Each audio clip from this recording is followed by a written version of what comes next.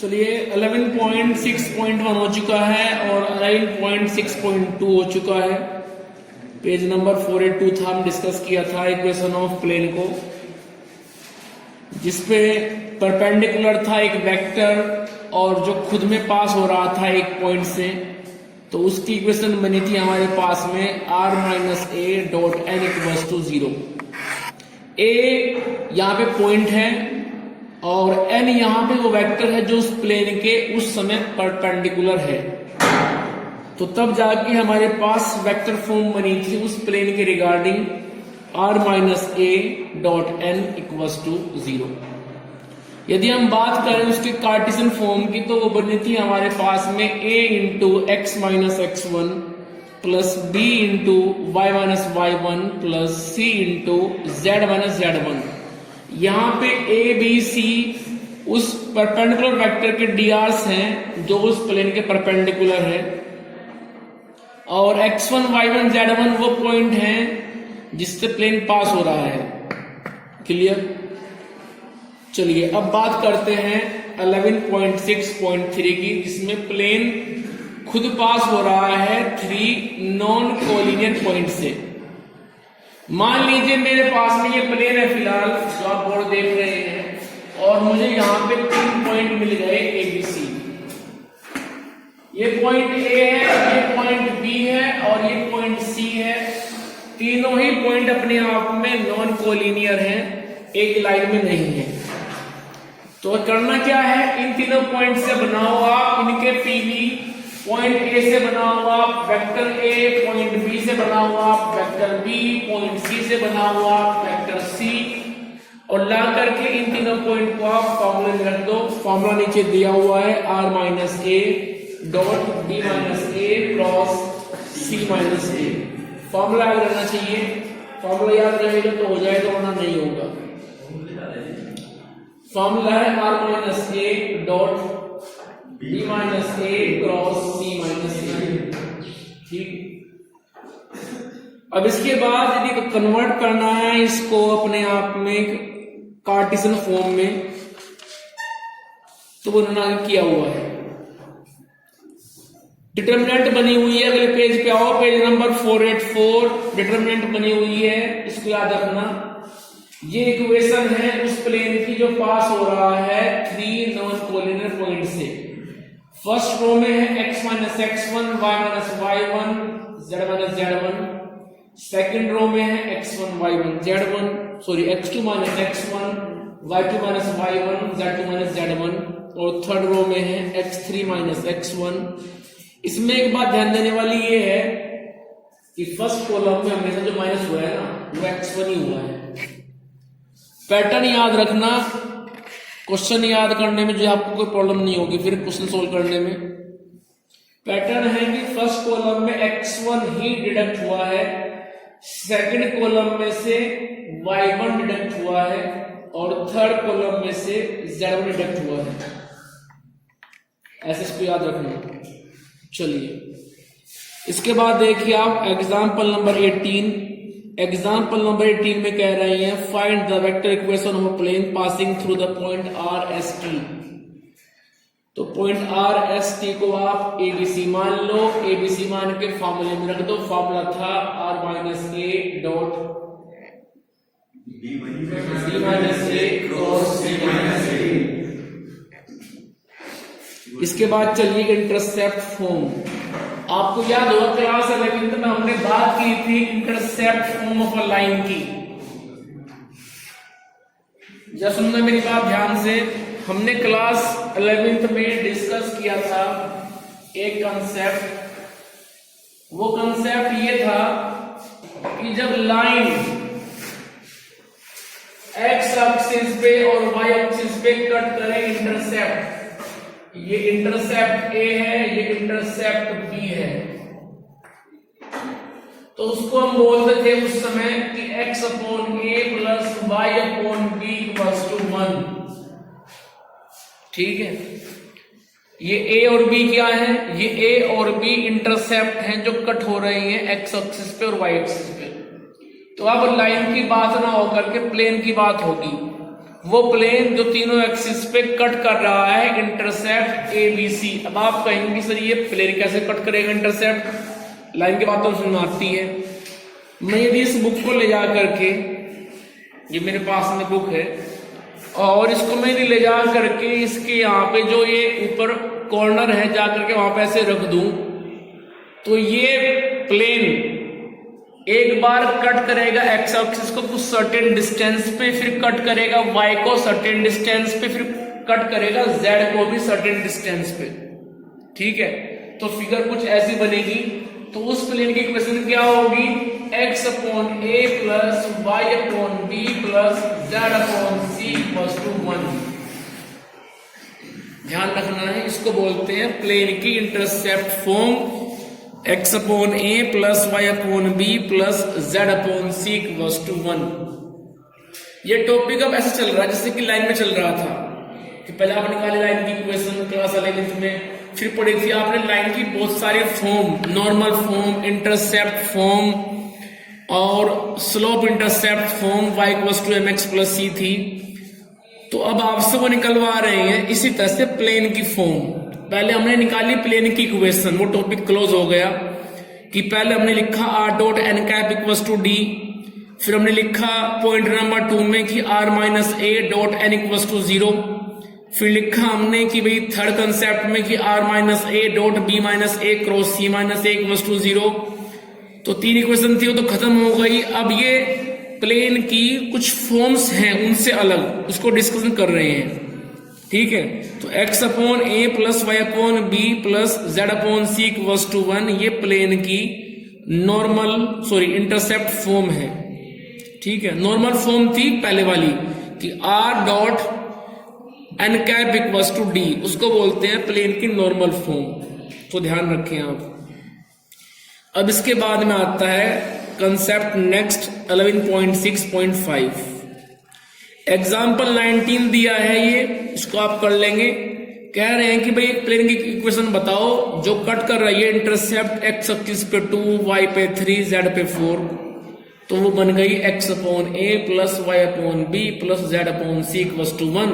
उठा के ABC को रख दो आप 2, 3, 4, तो बन गई x upon 2 plus y upon 3 plus z upon 4 equals to 1। ठीक है, चलिए अब हमसे वो कहना चाह रहे हैं कि भाई हमारे पास में एक ऐसा प्लेन है, जैसे कि ये मेरे पास में एक पेज है। अब ये पेज देखा जाए तो ये पेज इस पेज के और इस पेज के पॉइंट ऑफ इंटरसेक्शन से जा रहा है।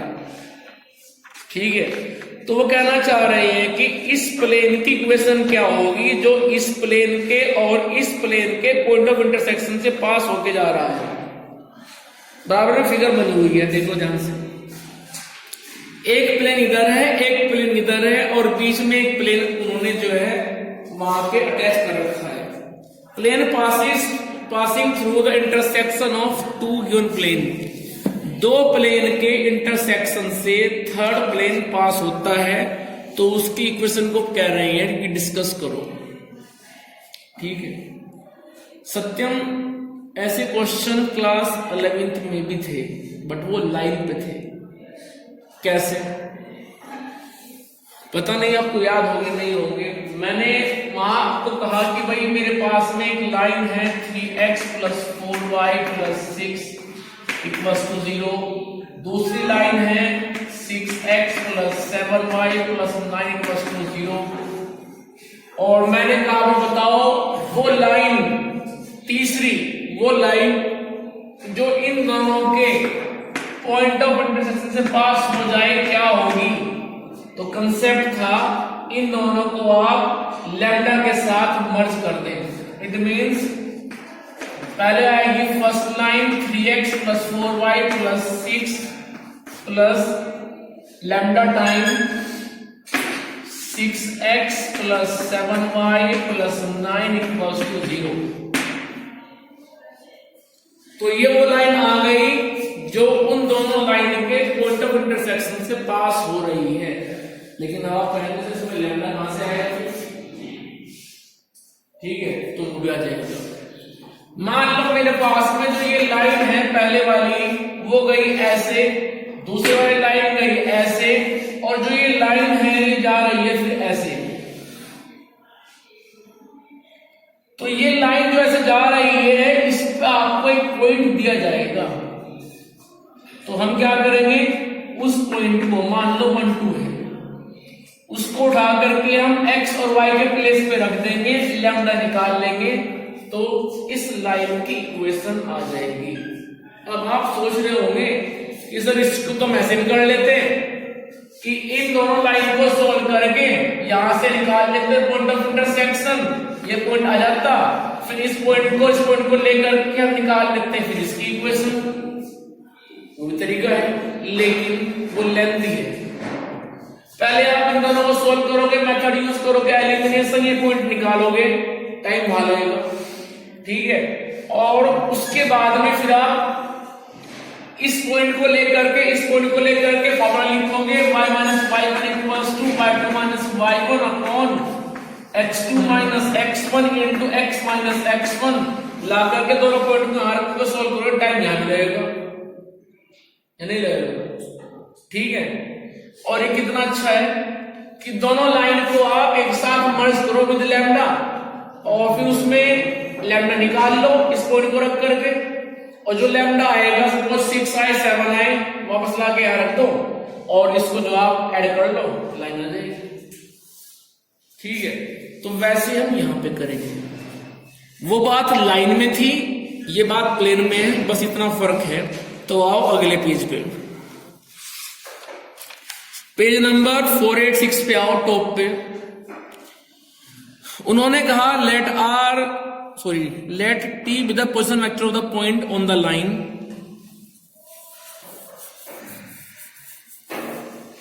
शुरुआत जो हुई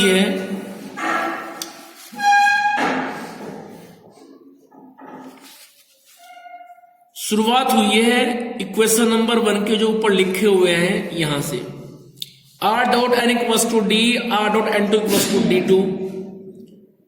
तो हुआ क्या है, n1 और n2 को एक साथ मर्ज कर दिया गया, और d1 और d2 को एक साथ मर्ज कर दिया गया। मैं आपको यहां समझाता हूं बोर्ड पे।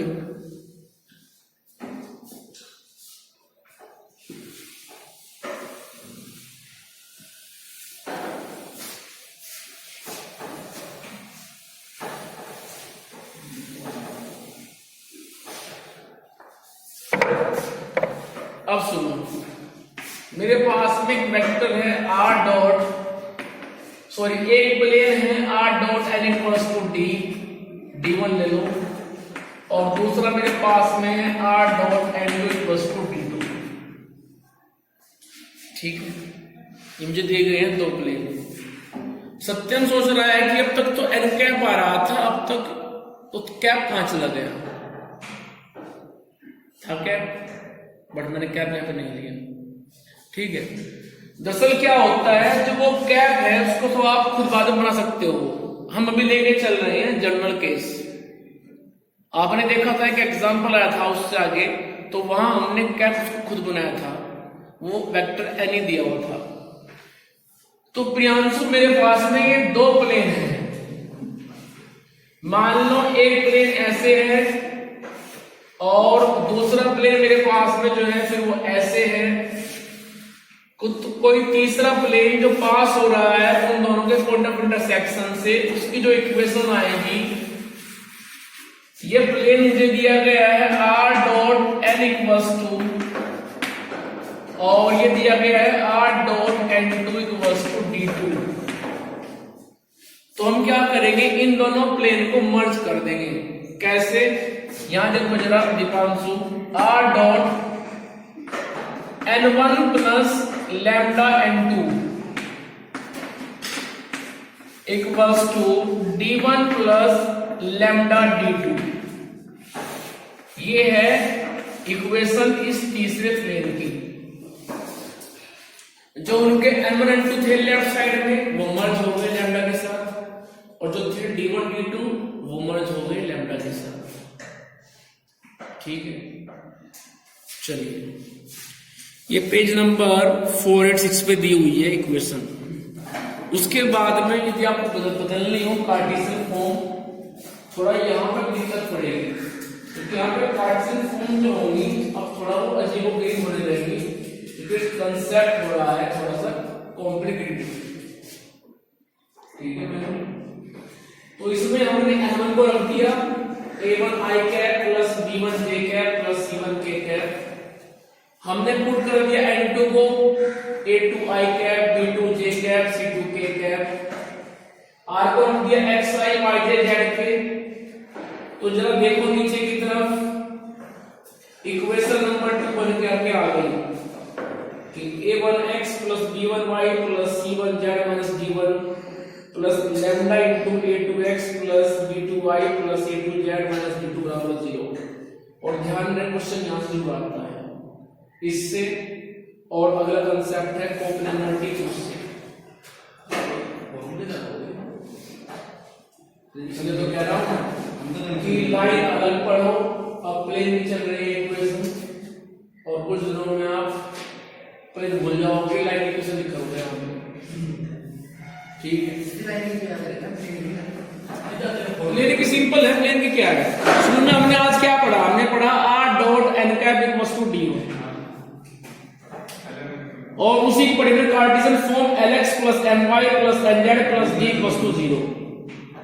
दूसरी क्वेश्चन पे गए, क्या हुआ, पॉइंट मिल गया और जो था परपेंडिकुलर वो मिल गया, तो क्या बन गई r minus a dot n equals to 0। और जब बदला हमने उसको कार्टेशियन फॉर्म में तो a into x minus x1 plus b into y minus y1 plus c into z minus z1 बराबर 0। बताओ कुछ है क्या हाल। उसके बाद हम गए 3 पॉइंट पे, तो 3 पॉइंट में क्या हुआ, पॉइंट आ गए ए बी सी, तो हमने लिखा r minus a dot bracket b minus a cross c minus a bracket बंद equals to 0। It is vector form. उसके बाद एक कार्टेशियन फॉर्म पे तो क्या हुआ x माइनस x1, अब ये x1 सब में से होगा माइनस, तो x माइनस x1 नीचे आया x2 माइनस x1 नीचे आया x3 माइनस x1 बराबर में हो y minus y1 y2 minus y1 y3 minus y1 बराबर में हो z minus z1 z2 minus z1 z3 minus z1। बस बात खत्म, डिटरमिनेंट बना करके जो दूसरा। उसके बाद क्या पढ़ा हमने, intersect form x upon a plus y upon b plus z upon c equals to 1, where a b c क्या है, जो इंटरसेप्ट कटे हैं उन तीनों एक्सिस पे उनकी लेंथ है। ठीक है, फिर कहां गए, जो पढ़ रहे हैं कि दो प्लेन जा रहे हैं। ठीक है, अब वो प्लेन जो इन दोनों के पॉइंट ऑफ इंटरसेक्शन से यानी यहां से पास हो रहा है वो प्लेन क्या है। अब हमें इन दोनों प्लेन की इक्वेशन दी जाएगी। ये प्लेन तो हो गया r dot n1 equals to d1 और ये प्लेन हो गया r dot n2 equals to d2। तो हमने उठाए इनके n1 और n2, d1 और d2 मर्ज किए विद लैम्डा, तो इक्वेशन बन गई r dot n1 plus lambda into n2 equals to d1 plus lambda d2। Clear यहां तक। तो ये इक्वेशन आ गई इस प्लेन की जो पास हो रहा है इन दोनों के पॉइंट ऑफ इंटरसेक्शन से। लेकिन अब एक दिक्कत है वहां पे, सत्यम प्रॉब्लम क्या है, सोच के बताओ। देखो यदि पूछते हैं वेक्टर फॉर्म तो वहां तक छोड़ दे रहा, ठीक है। यदि पूछते हैं कार्टेशियन फॉर्म, थोड़ा ये हार्ड मान सकता हूं, ठीक है, तो इसको आपको करना पड़ेगा याद, जो कि आपके यहाँ पे जो है दी हुई है इक्वेशन नंबर 2। ठीक है, हाँ याद कर लियो इसको, और कोई रास्ता नहीं है। लेकिन क्वेश्चन यहां से आता है, ठीक है, जानबूझ के देखते हैं। चलिए एग्जाम्पल बात करते हैं 20 की। 20 एग्जाम्पल में क्या रहे हैं वो, हाँ मुझे ध्यान से देखो Sakshi. Find the vector equation of the plane,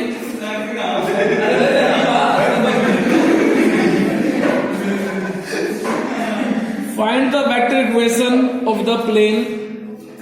हमें निकालनी है एक प्लेन की vector equation passing through the intersection of the plane r dot I plus j plus k equals to 6 and r dot 2I plus 3j plus 4k equals to -5 and the point 1 1 1। सत्यम जो point दिया है example number 20 में, ये point सिर्फ इसलिए दिया गया है जिससे कि आप लैम्डा को निकाल सकें। ठीक है, इस पॉइंट की इंपॉर्टेंस सिर्फ इतनी है कि लैम्डा की वैल्यू आपको दे करके जाएगा। ठीक है, एग्जाम्पल नंबर 20 पेज नंबर 486। तो करना क्या है, पहले आप यहां पे n1 d1 n2 d2 को निकालिए, देखते निकालो।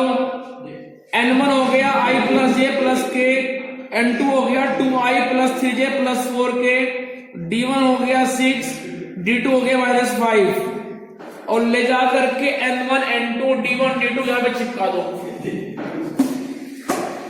ठीक है, इक्वेशन बन गए कार्टेशियन सॉरी वेक्टर फॉर्म में। ठीक है, लेकिन लैम्डा नहीं पता है तो क्या करेंगे। अब सुनो, जब आप n1 रख देंगे, n2 रख देंगे, d1 रख देंगे, d2 रख देंगे तो आप इक्वेशन नंबर 1 तक पहुंच जाओगे। सत्यम, इक्वेशन नंबर 1 तक पहुंच गए। अब इक्वेशन नंबर 1 जाने के बाद क्या करोगे आप, ये जो r वेक्टर है इसको रख दो आप xi cap plus yj cap plus zk cap रख दोगे और उसकी डॉट प्रोडक्ट कर लो आप इसके साथ में, कर लोगे, हो जाएगी डॉट प्रोडक्ट। अब उधर भी आ जाएगी scalar value x y z में और इधर तो पहले से रखी हुई है scalar value because d1 and d2 is scalar. ठीक है, अब उसके बाद क्या होगा, यहां पे अब जैसे आपने r को रखा xi yj और zk तो ऐसे ही रखते यहां पे x y z इन्वॉल्व हो गए और i cap j cap k cap चले गए। चले जाने के बाद जरा अगले पेज पे आओ, पेज नंबर 487, इक्वेशन नंबर 2 तक आप आ जाओगे और इक्वेशन नंबर 2 पे आने के बाद अब टाइम आ चुका है, आप वो पॉइंट 1 1 1 पुट कर दो, लैम्डा आ गया 3/14 और ये लैम्डा की वैल्यू फिर आप रख दीजिए इक्वेशन नंबर 1 में। पेज नंबर 486 पे बॉटम पे देखो इक्वेशन नंबर 1 बनी हुई है, पेज नंबर 486 बॉटम पे इक्वेशन नंबर 1 बनी हुई है, वहां पे देखिए आप और रखिए उसमें लैम्डा की वैल्यू, रख के लैम्डा की वैल्यू आपका आंसर आ गया। ठीक है, तो एक क्वेश्चन आता है एग्जाम में, कभी 2 नंबर में, कभी 3 नंबर में, ज्यादा नंबर की इच्छा मत रखो। ठीक है, चलिए अब चलते हैं 11.7 कोप्लेनरिटी ऑफ टू लाइन। अब सुनो, अब तक प्योर प्लेन चल रहा था, उससे पहले पढ़ा आपने प्योर लाइन को, अब लाइन और प्लेन मर्ज हो रहे हैं एक साथ। ये जो 11.7 है इसकी शुरुआत है, वो कह रहे हैं कि 2 लाइन एक ही प्लेन पे होंगी, इस बात को आप कैसे प्रूव करोगे। कोप्लेनरिटी ऑफ टू लाइन का मतलब है कि एक ही प्लेन के ऊपर 2 लाइन का अवेलेबल होना। अब उनको आप कैसे प्रूव करेंगे कि इस पे 2 लाइन जो वो कह रहे हैं वो वहीं पे हैं या फिर नहीं है। तो सबसे पहले क्या करो, आप इक्वेशन ऑफ लाइन को एज्यूम करो। इक्वेशन ऑफ लाइन हमने क्या पढ़ी थी, r equals to a plus lambda b, पहुंच जाओ स्टार्टिंग में, वो पढ़ी थी हमने r equals to a plus lambda b, क्योंकि वो लेके चलेंगे लाइन 2 तो हम मान लेंगे r equals to a1 plus lambda b1 और दूसरी मान लेंगे a2 प्लस लैम्डा b2 या फिर म्यू b2, बात एक ही है। ठीक है, तो इस तरह से हमने यहां पे 2 लाइन को ले लिया। अब 2 लाइन को लेने के बाद सुन लो भाई, अपनी बात बाद में कर लेना। यहां पे जो तरीका है वो ये है कि आप A1 A2 को निकाल लो, B1 और B2 को निकाल लो, निकाल लोगे। उसके बाद फॉर्मूला दिया हुआ है कि A2 minus A1 dot B1 cross B2 को 0 दिखा दो। यदि A2 minus A1 B1 cross B2 0 हो गया तो बोल देंगे कि वो कोप्लेनर है, अदरवाइज नहीं है। अब इसी बात को कार्टेशियन फॉर्म में कैसे लिखोगे, तो जरा अगला पेज खोलो, पेज नंबर 488। तो यहां पे दी हुई है डिटर्मिनेंट कि x2 minus x1, y2 minus y1, z2 minus z1, फिर a1 b1 c1, a2 b2 c2। ठीक है, a1 b1 c1 तो वो पॉइंट है जिससे लाइन पहले वाली पास हो रही है, और a2 b2 c2 वो है जिससे लाइन दूसरी पास हो रही है। क्लियर? तो भाई इसको ऐसे करेंगे। 21 एग्जांपल देखो। सो यहां पे बात गलत कर दी गई। ये जो A1 B1 C1 A2 B2 C2 है, ये उन लाइन के DRs हैं। ये बात गलत कह दी गई। पॉइंट तो ऊपर लिखे हुए हैं, x2 minus x1, y2 minus y1, z2 minus z1, क्योंकि A B C में तो हमेशा DR सकते हैं। चलिए एग्जाम्पल देखिए आप 21 एग्जाम्पल में कह रहे हैं कि ये बात आप प्रूव करें कि नीचे दी हुई दो लाइन कोप्लेनर है। तो हमने क्या किया, इन दोनों लाइन से निकाले पहले तो उनके DRs A1 B1 C1 जो आए -3 1 और 5। सेकंड से निकाले उसके DRs Y A2 B2 C2 -1 2 5। जो फर्स्ट लाइन है वो पास हो रही है -3 1 और 5 से, सेकंड पास हो रही है -1 2 और 5 से। तो ये बन गई x1 y1 z1, x2 y2 z2। उसके बाद डिटर्मिनेंट को यूज किया, उसके अंदर इनको रखा, रखने के बाद सोल्व किया, आंसर आ गया 0। 0 मीन्स ये लाइन कोप्लेनर है। ठीक है, अब आप सोच रहे होंगे एग्जाम में कैसे आएंगे। अब सुनो, सुनते रहना बस एक मिनट। महिमा जहां पे सेकंड इक्वेशन में नीचे 2 दिया हुआ है, वहां वो क्या करेंगे, P रख देंगे और आपसे कहेंगे लाइन कोप्लेनर है, जरा P बताओ। ठीक है, तो क्वेश्चन MCQ में ऐसे बनेंगे। MCQ में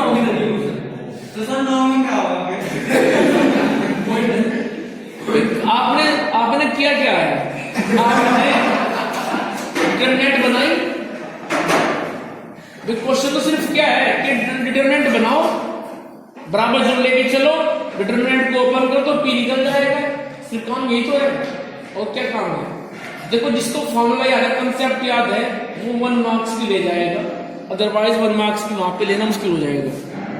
ठीक है भाई, तो यहां तक हमने पढ़ लिया। इसके बाद एंगल बिटवीन टू प्लेन, ये कट है, नहीं पढ़ना है। हम पढ़ेंगे इसके बाद में 11.9